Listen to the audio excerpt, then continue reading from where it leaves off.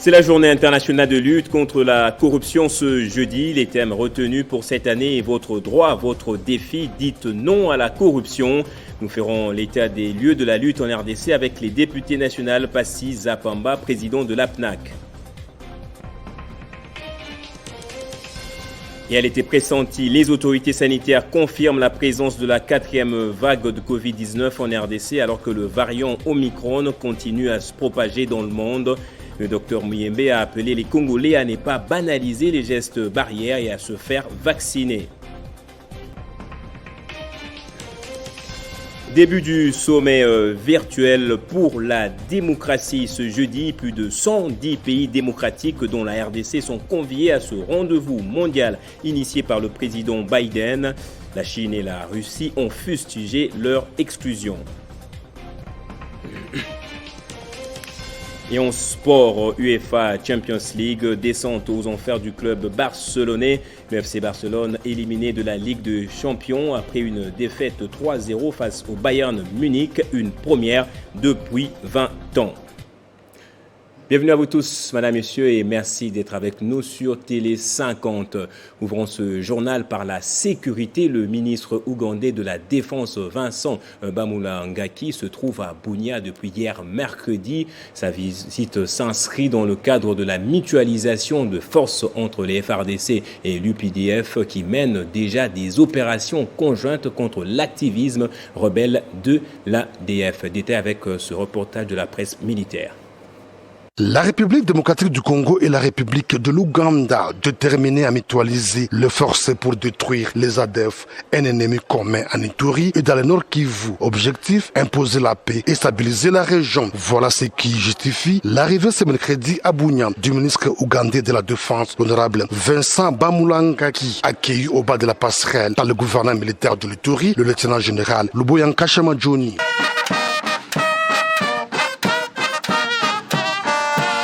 Monsieur le ministre de la Défense de l'Ouganda, Excellence, le détachement d'honneur de la 32e région militaire est rangé pour vous accueillir et vous rendre les honneurs à l'occasion de votre visite de travail à Bunia.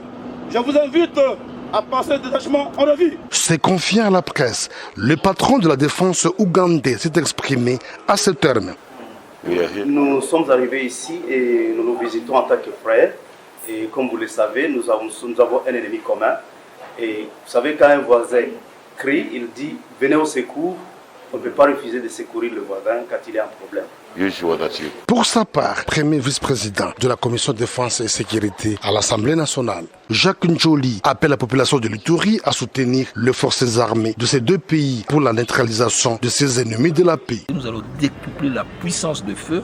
En définitive, l'objectif, c'est la paix. Et la paix ne se construit pas simplement avec les armes.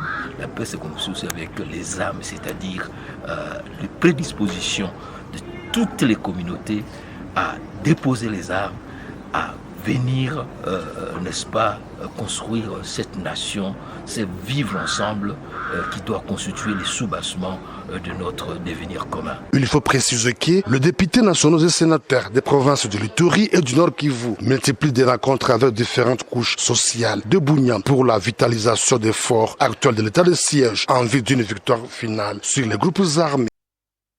Et plus de 400 ménages ont regagné leurs habitations dans les chefferies des Andi, Soma, Valessé, Vonkutu et autres entités coutumières du territoire d'Irumu.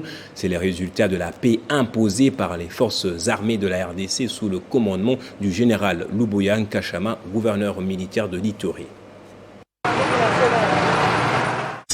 Au front nord, le FARDC poursuivent la traque de groupes armés offrant site, l'air et au retour des populations dans leur milieu d'origine après l'imposition de la paix par l'armée. Plus de 400 ménages de déplacés regagnent volontairement leurs habitations depuis le mardi 30 novembre 2021 dans les chefferies de Baima Boga, Baima Mitego, Basili et Walese Vonkutu en territoire d'Irumu. Retour facilité par les charrois automobiles de l'armée disponibilisée par le gouverneur de province, le lieutenant général Luboya Nkashama Johnny, un motif de satisfaction pour ces populations. En tout cas, kazi yenye militaire inafanya kwanja mpaka hali yenye tunaona kwa sasa, na sisi tunapata courage na tunashukuru sana kazi ya militaire na kazi ya gouvernement yetu, tunashukuru sana. Furahi sana kwani tulikimbia kutoka komanda, tulikia na mkuu Sasa leo tunashukuru guverneri kututumia mtukari ya kurudiana tena komanda.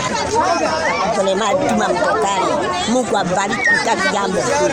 Le coordinateur de l'ONG Projet Coopérative de Pikimé de Balès, Procopiba, dont 41 ménages sont aussi concernés par ces retours, salue les actions militaires à la base de la calmie de la région. D'abord, je remercie le gouvernement provincial qui a pris quand même une décision de faire retourner ces Pikimé.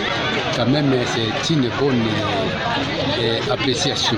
Ces retours volontaires débutés le 30 novembre dernier et qui se poursuivent sur les axes Bougna-Boga et Bougna-Komanda constituent un indice de l'amélioration de la situation sécuritaire dans plusieurs coins de l'Ituri en cette période de l'état de siège.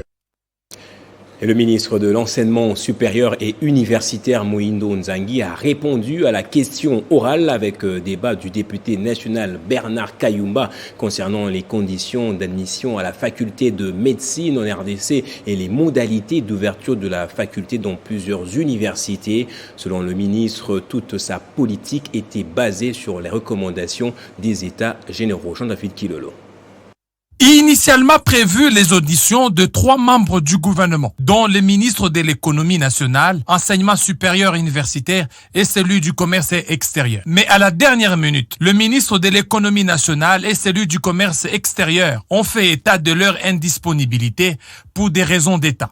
Et le bureau de l'Assemblée nationale en a pris acte et n'a programmé une seule question orale avec débat, celle adressée au ministre de l'Enseignement supérieur et universitaire Mwindo Nzangi. Interpellé par Bernard Kayumba, l'élu de Lukunga, le ministre de l'Enseignement supérieur et universitaire a dû s'expliquer sur sa mesure fixant à 70% la condition d'admission à la faculté de médecine en République démocratique du Congo. Face à cette mesure qui ne résiste pas au doute de la rationalité, le député Kayumba a posé plusieurs questions au ministre Mwindo Nzangi. Et ce dernier, selon les députés nationaux, n'a pas répondu à ces différentes questions. Le ministre a dévié quasiment toutes les questions posées. Il y a eu beaucoup de questions posées. On n'a pas compris comment il y a eu déviation et la quintessence même de la question orale avec débat a été déroutée. Et nous voulons qu'il y ait quand même une commission ad hoc composée des députés nationaux, de conseil du ministre de l'ESU et même des conseils du ministre de la Santé pour statuer sur la question de non-octroi des numéros d'ordre aux diplômés en faculté de médecine. Pour le ministre Mwindo Nzangi, le ministère a ouvert la filière médecine aux finalistes des humanités scientifiques, sans tenir compte du pourcentage obtenu. Alors que les finalistes des sections autres que celles scientifiques, la conditionnalité a été fixée à 70%. Car à un moment, il convient que la nation s'arrête et s'interroge sur ce qu'elle fait de l'avenir de ses enfants. Pour Mwindo Nzangi, la RDC doit se soumettre aux critères fixés pour que le produit formé soit compétitif et admis aux mêmes conditions que les autres.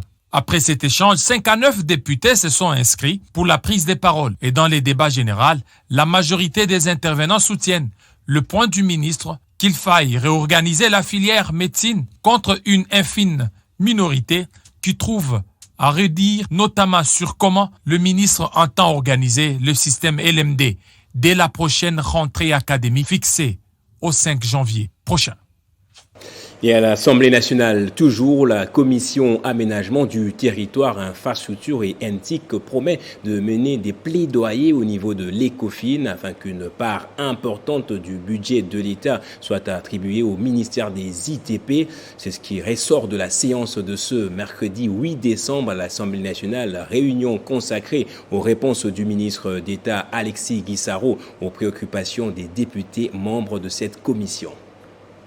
Par ses réponses aux questions soulevées par les députés nationaux membres de la Commission aménagement du territoire, infrastructure et NTIC, le ministre d'État Alexis Guissaro Mouvouni a voulu obtenir le soutien de cette commission qui a penché ses préoccupations sur notamment les routes nationales, les voiries urbaines, les routes concédées, le financement et les questions relatives à d'autres projets spécifiques et structurants. Sur les prévisions budgétaires exprimées pour l'exercice 2021, le ministère des ITP n'a pu obtenir que 11%, tableau qui ne permet pas du tout un véritable changement sur ces secteurs. Le sens de notre démarche était de solliciter le soutien de la commission infrastructure pour que notre cause soit entendue au niveau des arbitrages qui vont être opérés pour l'attribution des crédits, afin qu'un accent particulier soit mis sur les infrastructures, parce que d'abord il s'agit là d'une matière transversale, quel que soit le secteur de la vie nationale, nous avons besoin d'infrastructures. Notre message aujourd'hui, c'est de dire que s'il n'y a pas d'infrastructure, il sera difficile de développer ce pays. Il faut que et l'exécutif et le législatif, ainsi que toutes les institutions de la République, soient conscients que tous les pays qui se sont développés ont commencé leur développement par les infrastructures. Conscients de cette réalité, les députés membres de cette commission ont promis de mener des plaidoyers pour faire des infrastructures le véritable pilier de développement du pays. C'est de notre responsabilité comme parlementaires, autorités budgétaires, d'allouer des moyens conséquents à ces ministères. Le patron des ITP, Alexis Guissaro, demande aux députés de la dite commission d'être l'avocat du ministère des ITP auprès de leurs collègues députés nationaux afin que la problématique des infrastructures soit prise en charge comme il se doit dans le... La journée internationale de lutte contre la corruption a pour thème cette année « Votre droit, votre défi ». Dites non à la corruption. Pour lutter contre ce fléau, la RDC s'est engagée sur tous les fronts, tant sur le plan national qu'international. Est-ce que ces stratégies sont-elles efficaces à ce jour? On écoute la réponse du député national Passy Zapamba, président de l'APNAC, le réseau des parlementaires africains de lutte contre la corruption. Sur le plan international, aujourd'hui, les États, les organisations et tout le monde observe un comportement par rapport au thème international retenu qui est, je cite, « Votre droit, votre défi, dites non à la corruption ». Et pour la République démocratique du Congo, nous avons retenu le thème national qui est, je cite, la corruption et le flux financier illicite, le rôle de parlementaire. Il est question pour nous au Congo de rappeler à tout le monde que la corruption et le flux financier illicite entravent le développement de l'Afrique par la soustraction donc frauduleuse, par la fuite, la soustraction frauduleuse, disais-je, en drainant des devises, en réduisant les sources intérieures, en étouffant le commerce et la stabilité macroéconomique, mais également en aggravant la pauvreté et les inégalités. C'est pourquoi nous tous, nous pensons que au regard de tout ce qu'il y a comme flux financier. Voilà, la RDC fait déjà face à la 4e vague de Covid-19 avec une flambée des cas au quotidien. Une information confirmée par le secrétaire exécutif de l'INRB, le docteur Muyembe, qui a insisté sur le respect des gestes barrières afin de freiner sa propagation. Le virologue a en outre appelé la population à se faire vacciner car elle constitue la solution la mieux indiquée. Juste quelques jours après l'annonce du renforcement des mesures de prévention et des luttes contre la pandémie à Covid-19 par le porte-parole du gouvernement Patrick Muyaya, c'est le tour du docteur Muyembe de marteler sur la prudence et de confirmer l'existence de la 4e vague à Kinshasa et de confirmer l'existence de la 4e vague en RDC. Nous pensons que nous sommes en pleine 4e vague, parce que le nombre de cas ne fait qu'augmenter au jour le jour et nous avons atteint à peu près ce qui s'est passé au début de la 3e vague avec plus de 200 cas en moyenne par jour. Pour lutter contre cette 4e vague, le docteur Muyembe rappelle les mesures édictées par les autorités sanitaires, à côté desquelles se trouve la vaccination qui joue également un rôle important dans la lutte contre la propagation de la pandémie. Je pense qu'il y a 2 mesures importantes qu'il faut absolument mettre en pratique et respecter. Donc, d'abord, c'est le respect des gestes barrières. Le port des masques. Le port des masques doit être obligatoire. Et le port des masques correct. Et quant à la question du nouveau variant Omicron, le secrétaire technique du Comité national multisectoriel de riposte à la Covid-19 a fait savoir qu'aucun cas n'a été signalé jusqu'à présent sur le territoire national. Nous n'avons pas encore détecté. Nous sommes en train donc de voir de plus près. On fait le séquençage de toutes les souches que nous avons pour rechercher donc ces variants Omicron. La RDC travaille dans la recherche de ce variant non seulement pour son compte, mais également pour les comptes des pays voisins, par le simple fait que le laboratoire de l'INRB Et clôture de la conférence régionale sur des questions liées aux femmes, à la paix et à la sécurité en Afrique centrale. Le Premier ministre Samalou Kondé a salué un tournant décisif dans le processus de prévention, participation, protection, secours et relèvement pendant et après les périodes de conflit. Cette conférence de la Communauté économique des États d'Afrique s'est tenue à Kinshasa sous le thème « L'implication de la femme dans le processus de prévention, de médiation et de consolidation de la paix en Afrique centrale ». Ces assises ont débouché sur l'adoption par les mouvements de la société civile de l'Afrique centrale de la déclaration dite de Kinshasa sur l'implication de la femme dans les processus. Samalou Kondé invite les gouvernements des pays membres de la CEAC à s'impliquer ardemment dans la thématique de ce sommet pour que les précieux contenus des résolutions 1325 soient d'application intégrale dans la sous-région. Pour le Premier ministre, cette déclaration marque un tournant décisif dans la marche vers l'affirmation du rôle davantage significatif de la femme dans le processus de prévention, participation, protection, secours, relèvement des femmes pendant et après les périodes de conflit. En adoptant la déclaration de Kinshasa, les mouvements de la société civile de l'Afrique centrale, en appui de l'exécutif sous-régional, viennent de marquer un tournant décisif dans la marche vers l'affirmation du rôle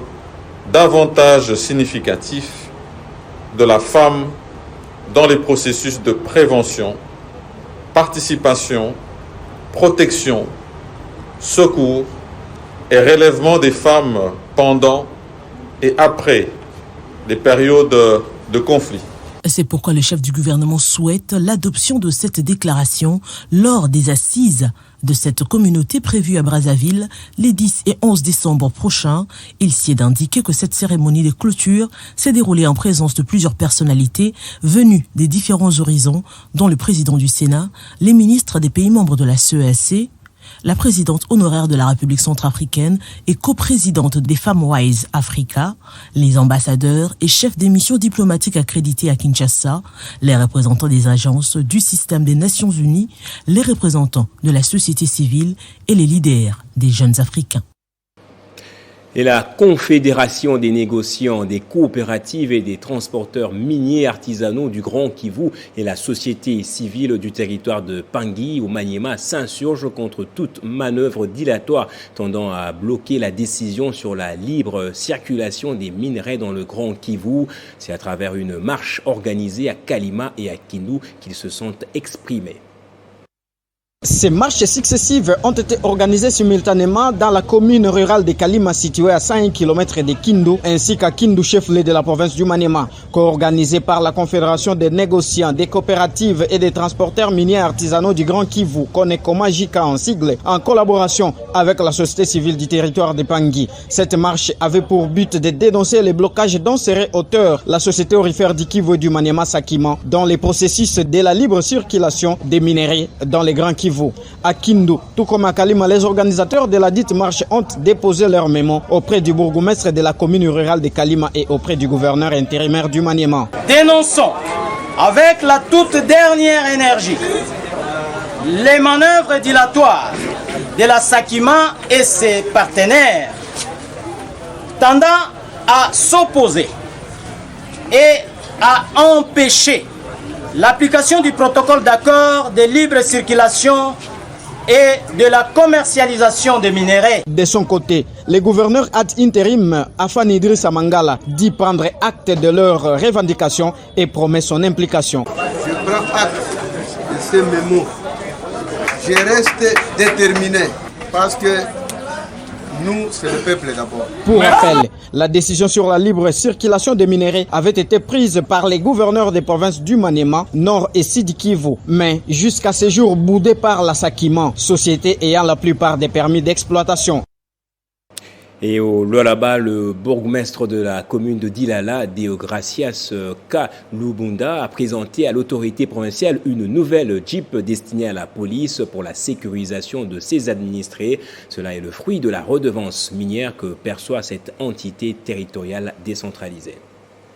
C'est une Jeep Land Cruiser toute neuve présentée à l'autorité provinciale dans la soirée de ce mardi 7 décembre par le bourgmestre de la commune de Dilala. Devant les membres de son cabinet et quelques ministres provinciaux, Fifi Masuka a réceptionné les clés de ses moyens de transport routier destinés à la police pour la sécurisation de ses administrés. La première citoyenne de la province a encouragé Deogracias Kalubunda dont la gestion témoigne la volonté de se conformer à la vision du chef de l'État, Félix-Antoine Tshisekedi Tshilombo. Voici les actes qui prouvent à suffisance qu'au Lualaba, on travaille, a déclaré Fifi Masuka, gouverneur intérimaire du Lualaba. Nous vous encourageons de demeurer sur cet élan afin de mieux servir la population qui attend de nous les actes que le discours. Ensemble, nous allons changer l'image de ce Lualaba comme le veut le chef de l'État, a-t-elle confié à la presse. Pour sa part, l'autorité municipale de la commune de Dilala n'a trouvé mot juste que promettre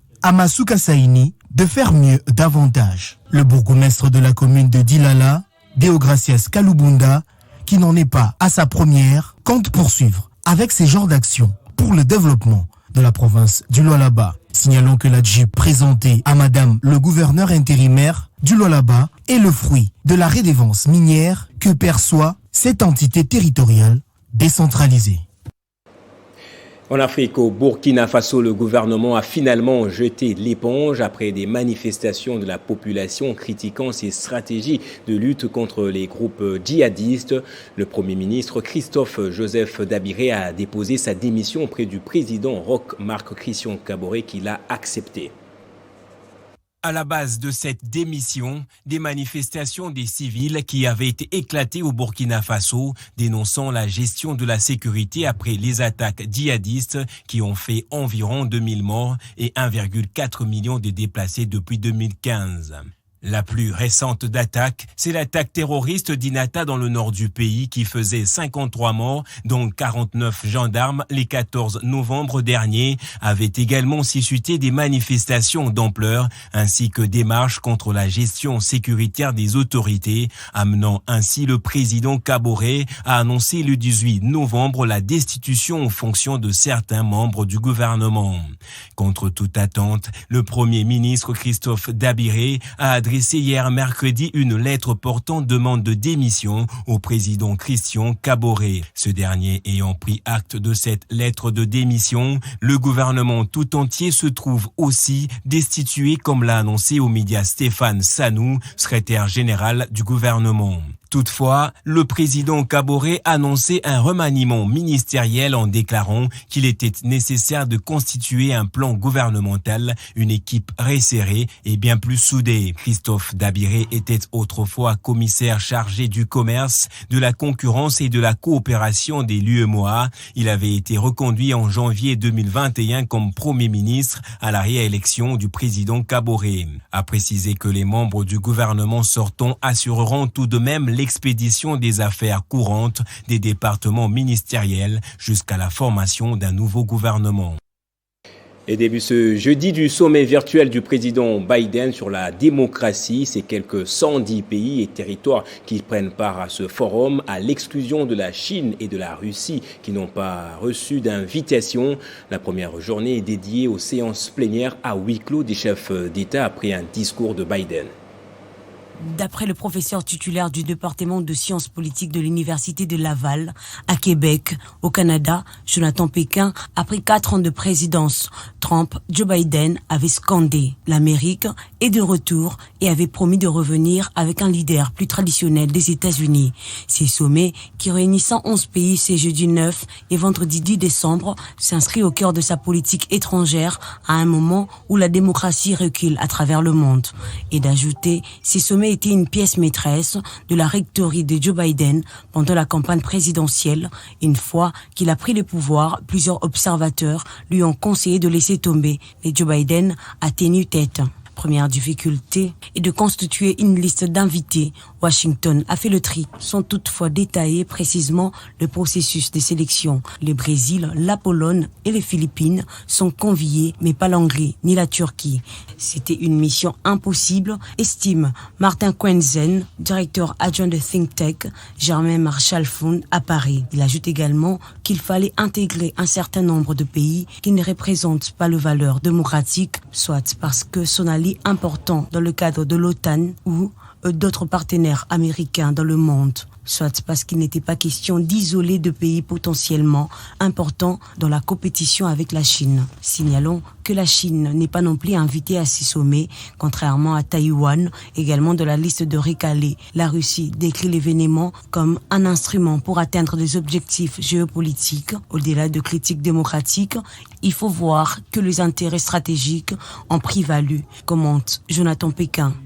En ce qui concerne la Turquie et la Hongrie, il s'agit de deux pays très critiques face à Washington qui entretiennent de très bons rapports avec Pékin et Moscou. En revanche, dans la liste des invités, on note la présence du Brésil, de l'Inde, de Philippines ou de la Pologne, dont le régime sont beaucoup plus autoritaires qu'il y a 10 ou 15 ans, mais qui sont résolument dans le camp américain. Ce ne sont pas de démocratie exemplaire, mais ce sont de bons alliés de Washington.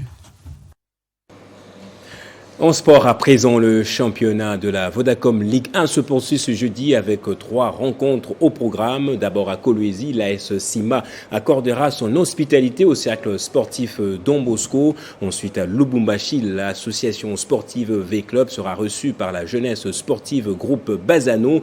En cas d'une victoire face à Bazano, V-Club prendra la tête du classement avec 26 points. Et l'autre match mettra aux prises le Daring Club Motema Pembe à l'AS Dauphin Noir de Goma au stade des Martyrs à 15h. Et c'est la première fois que le Barça ne figurera pas parmi les 16 formations qualifiées en 8e de finale de la Ligue des Champions depuis 2003-2004, année où il ne s'était pas qualifié pour la C1 après avoir fini 6e en Liga. En mission délicate hier à Munich, le FC Barcelone a été étrillé par le Bayern Munich, synonyme d'une élimination puisque dans l'autre match du groupe E, Benfica avait battu Dynamo Kiev par 2-0. On ne verra plus le FC Barcelone en Ligue des Champions la saison prochaine. Le Blaugrana ont été battus hier par le Bayern Munich et reversés en Europa League. Conscient de l'enjeu de cette rencontre, le club catalan va débuter avec un moral au zénith pour s'imposer et éviter le pire en cas d'une victoire de Benfica face à Dynamo Kiev. Une mission qui était difficile face à une très bonne équipe du Bayern Munich qui avait déjà 5 victoires dans son carquois depuis les débuts de cette phase de groupe. La preuve, les Bavarois vont allumer la mèche à la 34e minute de jeu par l'entremise de Thomas Müller d'une belle tête à la reprise d'un centre de Robert Lewandowski. Très dominateur dans le jeu, le Bayern Munich va corser la mise peu avant la pause et c'est Leroy Sané qui va surprendre Ter Stegen d'une frappe puissante.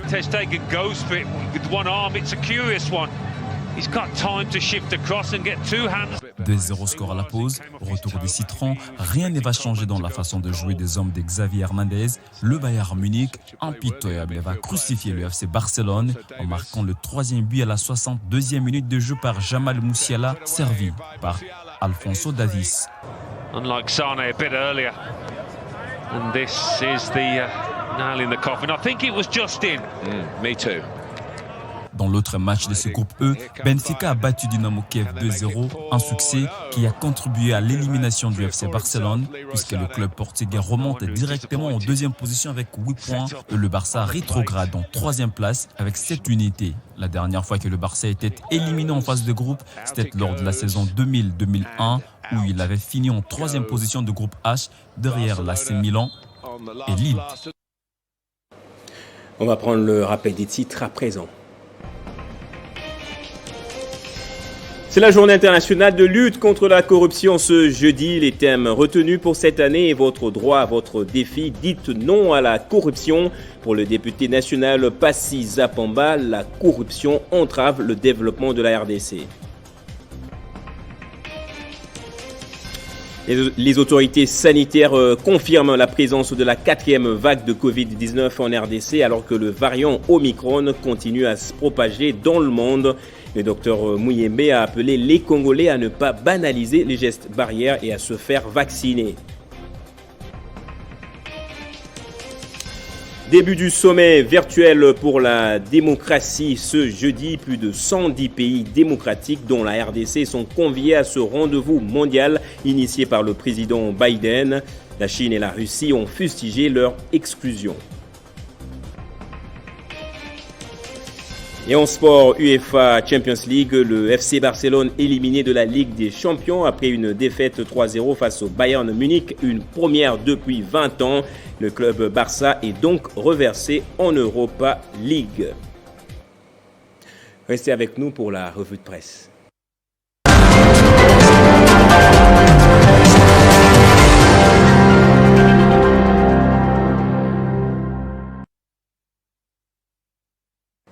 Et la revue de presse, c'est avec Bédrine Kenge qui a déjà fait son entrée de l'autre côté du studio. Bonjour et bienvenue à vous, Bédrine Kenge. Bonjour Gaëtan et merci. Bonjour, les séjours de la directrice générale du Fonds monétaire international, FMI, Kristalina Georgieva à Kinshasa, a été commenté par les journaux congolais. Effectivement, Gaëtan, elle a rencontré le président de la République hier et au regard de sa détermination à œuvrer pour la mise en place des réformes dans le secteur économique du pays, rapporte la prospérité. Le président Félix Tshisekedi a été félicité par la directrice générale du Fonds monétaire international et a réussi un grand coup, Gaëtan, en obtenant justement au profit de la RDC un financement de l'ordre de 1,5 milliard de dollars américains au titre de facilité élargie pour le crédit. Et abondant dans le même sens, Actualité.cd renchérit que cette visite intervient après que la RDC ait conclu en juillet dernier un programme avec le FMI, première étape du décaissement d'un crédit de 1,5 milliard de dollars étalé sur 3 ans, assorti d'exigences de transparence dans le secteur minier. Et par sa présence dans la capitale congolaise, la patronne du FMI a ainsi scellé la reprise de la coopération entre son institution et la RDC, rapporte Financier à l'Afrique de son côté. Et très bon élève du FMI et après s'interroge, cette fois Forum des As dans son éditorial. L'élève RDC accomplit des progrès notables sur le front de la matérialisation des clauses du programme conclu avec la seconde institution de Bretton Woods, commente le journal. Alors la mention satisfaction ou distinction faisant foi, le pays réel a-t-il des raisons de se mettre au diapason du pays légal et faire la fête? Non, 3 fois non, répond le Congolais lambda. Sachet de la ménagère en bas d'hier, c'est bien cela, c'est hic. Ces contrastes entre le bon point attribué à Kinshasa par le col blanc du FMI, ainsi que la Banque mondiale et la sempiternelle misère du plus grand nombre, analyse le quotidien.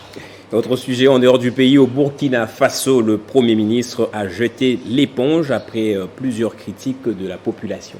Tout à fait, Gaëtan. Les Faso.net note qu'appelé à la tête du gouvernement le 21 janvier 2019, puis reconduit en début de cette année pour le tout premier gouvernement du deuxième et dernier mandat du président burkinabé Roch Kaboré. Christian Dabiré a terminé sa mission de Premier ministre et pour essayer de répondre à son titre aujourd'hui révèle que le nom qui sort du lot est évidemment Zéphirin Diabré. Après sa campagne des réconciliations nationales, Zéphirin Diabré a la primature compte enterrer les UPTistes dont l'entrée de leur champion au gouvernement était d'abord une bonification, mais il ne comprendrait d'ailleurs pas que cette primature lui échappe car c'est le chemin tout tracé, Inata ou pas, conclut le confrère. Et en attendant, après les départs de Dabiré, Wakatsera.com souligne que les supputations vont bon train dans le chaumière sur le premier ministrable et les ministrables. En tout cas, le téléphone ne cessera pas de sonner cette nuit et les jours à venir.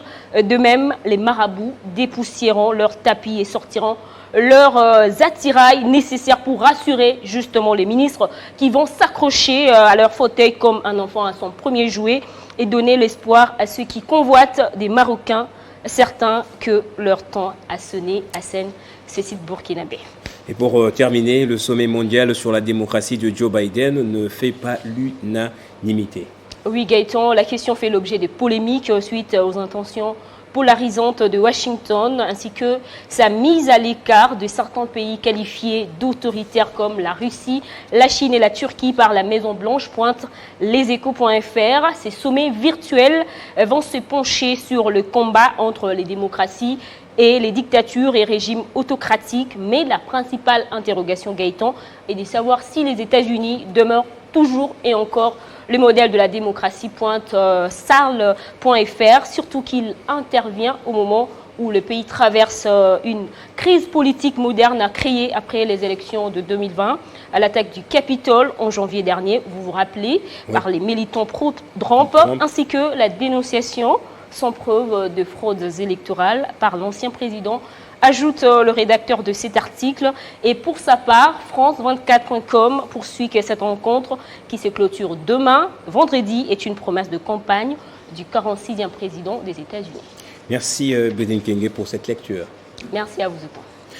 Et c'est par ici que ce journal prend fin. Merci infiniment pour votre fidélité. L'actualité, c'est à voir et revoir également sur notre site internet.